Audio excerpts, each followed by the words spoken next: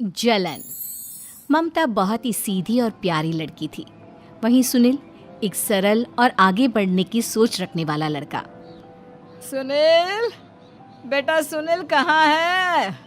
अरे जरा एक गिलास पानी तो दे दो। हाँ माँ, अभी आया।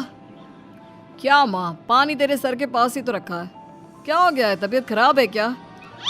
अरे नहीं नहीं, वो उठने का मन ही नहीं कर रहा था, तो देखा ही नहीं। वैसे क्या कर रहा है? यहाँ बैठ ना मेरे पास। माँ पढ़ रहा था।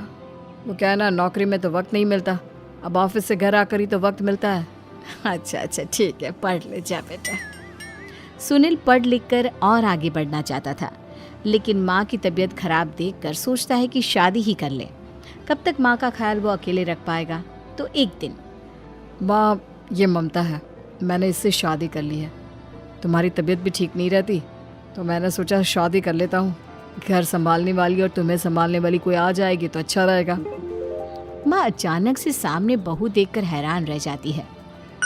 बेटा ये क्या बात होती है? न बैंड, न बाजा, न दहेज, न शगुन, ऐसे कैसे बहू आ गई? माँ तू तो जानती है, मैं नौकरी के साथ पढ़ाई कर रहा हूँ, तो कहाँ से इतना पैसा बचा पाता कि धूमधाम से शादी करता।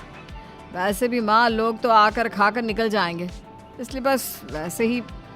माँ जी, मैं आपका ख्याल रखूंगी। वैसे भी ये आगे की पढ़ाई कर रहे हैं, अच्छा कुछ कर गए तो सबके दिन फिर से अच्छे आ जाएंगे। सास को ममता की बात ठीक तो लगती है, लेकिन मन में कहीं ना कहीं लगता है कि कहीं बहू बेटे को लेकर फुर्र ना हो जाए और फिर तो वो रह जाएगी अकेली। बेटा देख, मेरा जो कुछ भी है वो सुनील ही है, और सुनील का भी अब इस दुनिया में मैं ही हूँ और कोई नहीं। क्या सुनील? बिल्कुल माँ, लेकिन आज से ममता भी मेरे जीवन का अहम हिस्सा है, जैसे तू है। सास को बड़ा बुरा लगता है कि उसकी सल्तनत में कोई और हिस्सेदार कैसे हो सकता है। कैसे कोई और उसके 30 साल के बेटे की जिंदगी में अचानक से आकर बराबर का हिस्सेदार बन सकता है। देख बहू, मैं भले थोड़ा बीमार रहती हूँ, लेकिन इसका मतलब यह नहीं कि घर की चीजों में मेरा कंट्रोल खत्म हो गया है। मैं आज भी इस घर की रानी हूँ, समझी? बेटा सोचता है कि ये माँ को अचानक से क्या हो गया। कल तक जो माँ कहती थी कि जिंदगी का कोई भरोसा नहीं, वो अचानक से जंग के मैदान की झांसी की रानी कैसे बन गई? माँ क्या हो गया है? सब ठीक है ना? अचानक कैसी बात कर रही हो? ममता का आज पहला दिन है, स्वागत करो उसका। आसपास की आंटियों को बुलाओ, नई दुल्हन की मुंह दिखाए करवाओ। खैर, सास होने का फर्ज निभाती है और बाद में एक सहेली के साथ बाहर निकल जाती है। क्यों नहीं बताया नहीं कि बेटे का ब्याह कर रही हो? वैसे तो सारा दिन हम ही में घुसी रहती हो। अरे मुझे भी तो अभी पता चला, यूं अचानक सर पर लेकर आ गया। कहता है बहू है माँ तुम्हारी। अब इसको भी इतना ही मैं प्यार करता हूँ जितना तुझे करता हूँ। लो जी, ये क्या बात हो गई? क्यों इतना प्यार करता है? अरे माँ का प्यार तो ज्यादा होता है। अब उसको तो कोई दूसरा पति मिल सकता है, लेकिन तुम ही बताओ, क्या माँ की ममता किसी और की हो सकती है? ना जी ना, बेटे को समझाओ ये बात। अरे क्या समझाऊं, मुझे तो खुद ही समझ में नहीं आ रहा कि क्या हो रहा है। जो बेटा कल तक माँ माँ करता था, अचानक से बीवी बीवी का राग आलाप रहा है। देखा, उसकी बीवी ना सुंदर और जवान है। सुंदरता के आगे तो एक से एक नहीं टिके, तो तेरा बेटा किस खेत की मूली है? सास को भी समझ में आ जाता है कि बहू की सुंदरता के आगे माँ का प्यार किसी काम का नहीं। उधर बीवी, ए जी, अम्मा जी सहेलियों को छोड़ने गई थी, अभी तक आई नहीं, हम देख आए क्या? अरे रहने दो ना, आ जाएंगी। कहाँ जाएगी, उनकी आदत है, एक बार जाती है तो पूरी पंचायत खत्म करके ही आती है। अच्छा ही है, खाना वाना खा कर गई होगी। छोड़ो ना, घूमेगी तो खाना पचेगा, नहीं तो ऐसे ही खाट पकड़ लेगी। बहू भी शांत हो जाती है। उधर सास सोचती है कि आज थोड़ा देर से ही घर जाती हूँ, जब बेटा परेशान होकर ढूंढेगा तब मजा आएगा। बीवी को खुद ही पता चल जाएगा कि माँ के आगे उसकी दाल नहीं गलेगी।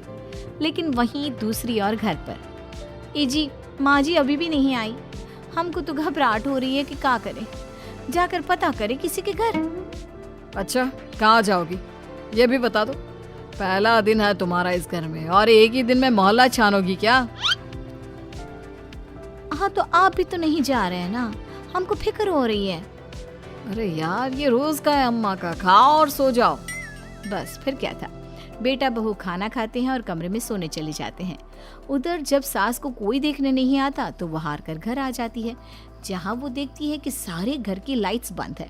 सास को गुस्सा आता है। बहू, ममता बहू कहाँ हो? लेकिन सारे दिन की थकी बहू को ऐसी नींद आती है जैसे किसी ने भांग की गोली खिला दी हो। वो तो नहीं उठती। उठकर आ जाता है बेटा। क्या बात है अम्मा, काहे चिल्ला रही हो? अरे सो जाओ ना, सुबह की थकी है बहू, वो सो रही है। जोर से बोलोगी तो नींद खुल जाएगी उसकी। माँ को गुस्सा आ जाता है। फिलहाल तो सो जाती है, लेकिन मन ही मन ढेर सारा जहर बहू के लिए भरा होता है। सुबह बहू चाय बना रही होती है कि सास धीरे से गैस तेज कर देती है, जिससे चाय का बर्तन जल जाता है। और जैसे ही बहू चाय का बर्तन उठाती है उसका हाथ जल जाता है। मेरा हाथ जल गया। वो जोर जोर से चिल्लाकर इधर उधर भागती है कि सास थोड़ी देर में उसके हाथ में पानी डाल देती है। हाय रे बहू, क्या कर रही हो? पहली बार रसोई छुई हो क्या? सासू माँ गलती से गैस तेज रह गई थी और बर्तन जल गया, जिससे मेरा हाथ जल गया। हाय रे, कितना गंदा दाग। छी छी छी छी, मुझे तो उल्टी आ रही है तेरा गला हुआ मांस देखकर। तू ना मुझे अभी साथ से खाना मत लगाना। बहू भी खुद का हाथ देखती है तो उसे भी रोना आ जाता है। कुछ दिनों के बाद सास की सहेली आती है। बहू चाय बनाकर लाती है।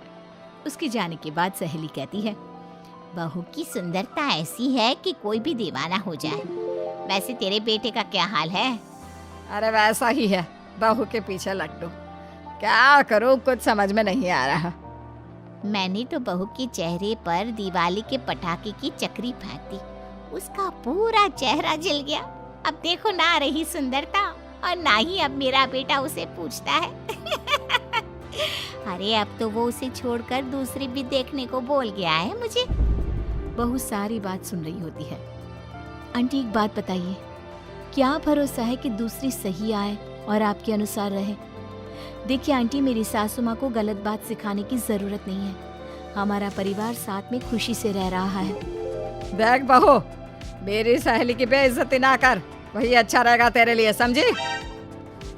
बहू नहीं मानती है। वो बार बार उनकी सहेली को घर से निकल जाने को कहती है। तभी सास की सहेली पास के चूल्हे से लकड़ी लाकर बहू के चेहरे पर लगा देती है। बहू जोर जोर से रोने लगती है।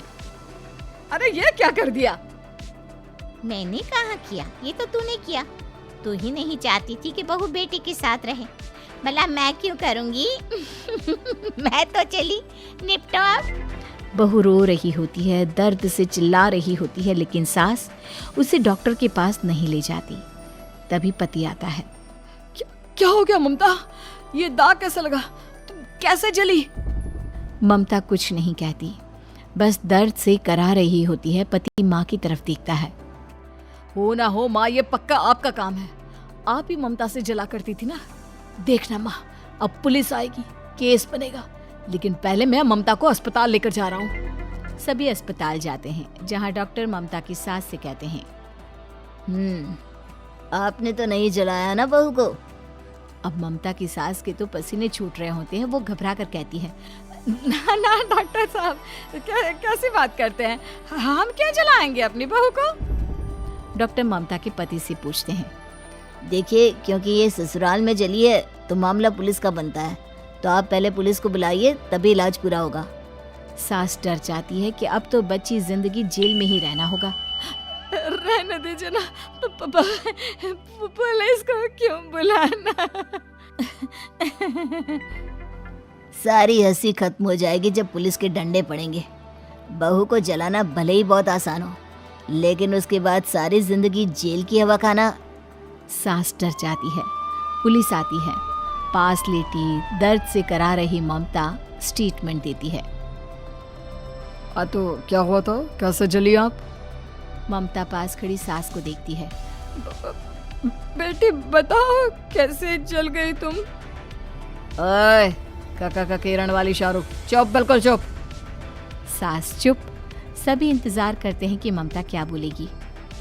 जी मैं खाना बना रही थी, लकड़ी उड़कर मेरे ऊपर गिर गई और मैं जल गई। सास बहू की बात सुनकर रोने लगती है। देखा माँ, कितनी समझदार है ममता। ये चाहती तो, हाँ बेटा, ये चाहती तो मैं आज जेल में होती। मुझे माफ कर दे, मैं आगे से अभी कभी ऐसा नहीं करूंगी। बहू के साथ मिलकर रहूंगी, मुझे माफ कर दे।